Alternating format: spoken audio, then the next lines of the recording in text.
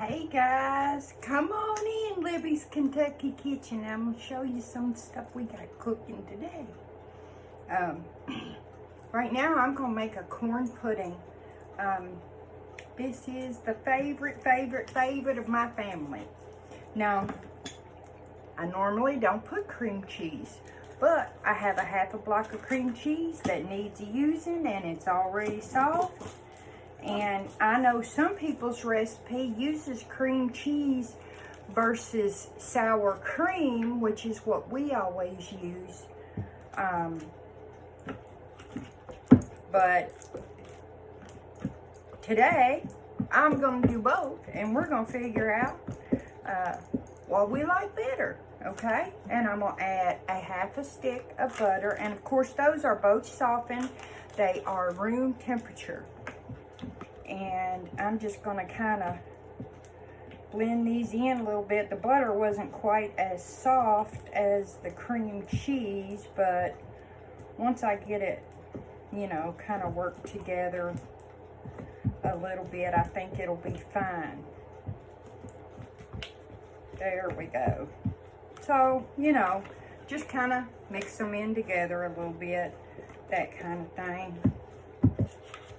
And we are going to add, since we put the cream cheese, I'm only going to put about half of this tub of, and this is just a regular size tub. It is 1 pound, so I'm just going to put half of that in there. And I'm going to mix those together. This thing couldn't be more simple, and it is absolutely loved by every person that I have ever made it for. The first thing they do is ask for the recipe. 1 can of cream style corn, just a regular size can. What is it? 14.75 ounces. So 1 can of cream style. I get all that out there.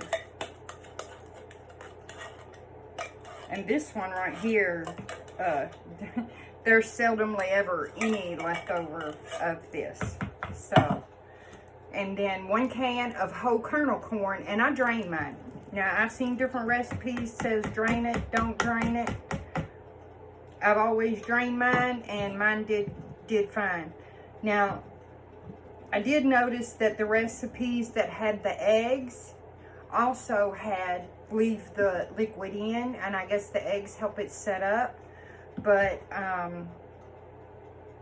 you know, I've done it this way for years and years, and I've never had any trouble with it setting up.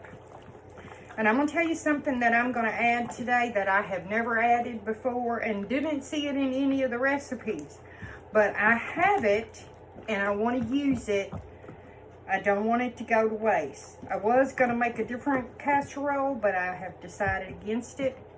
And this is just a half a can of cream of mushroom soup. It's only a half a can, and I figure it'll either not do much, make it taste terrible, or be our favorite.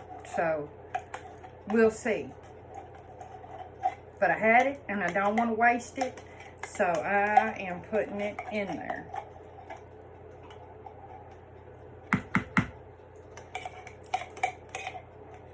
There we go. Now, like I said, it's not been in any of the recipes, but we shall see. And then, of course, Jiffy corn muffin mix. I did a video on this before. Of course, I did a little different than this, just the regular plain basic recipe. And I'm not going to add any salt or any pepper. That soup has salt in it. The corn, they all, you know, both have, even though they were low sodium, they still all have salt in them. So, because I buy the low sodium so that I can kind of control how much I put in there. So, You know, at Christmas time, I made this with the Southwest style, with the Southwest corn and all that kind of stuff. So, and it was good, but I think we like the base recipe better for that one. And you know, you guys know when I cook something like this, I always try to make extra so that I can freeze half, and that's what I'm going to do. I'm going to cook it, and I'm going to freeze half. So I'm going to cook some in this loaf pan that I did spray, and I have a pie pan that I'm going to cook some in. And I'm going to kind of try to divide them fairly even, you know. You don't want either one of them too thin or too thick. So I did about half in each.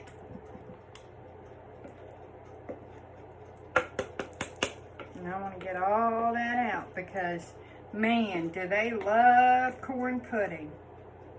And then I'm going to put it in the oven at 350 degrees and bake it for, I don't know, say 45 minutes to an hour. You just kind of have to keep an eye on it and see when it's done. You'll be able to tell because it'll have a little bit of brown around the edges, and you'll be able to tell that it's set up. And you know, you can't do the knife thing or the fork thing, but you'll be able to tell when it's done. It's nice and golden brown on top. And like I said, 350, 45 for then. Now that's for like a 9x9 pan. It's 45 to 60 minutes. So with these, I'm not sure, but I keep an eye on it when I keep an eye on the other stuff I have in the oven. So anyways, that's what I'm gonna do. And thanks guys for coming in my kitchen and cooking with Libby in her Kentucky kitchen. I hope y'all enjoy. Thanks. Bye. Love ya.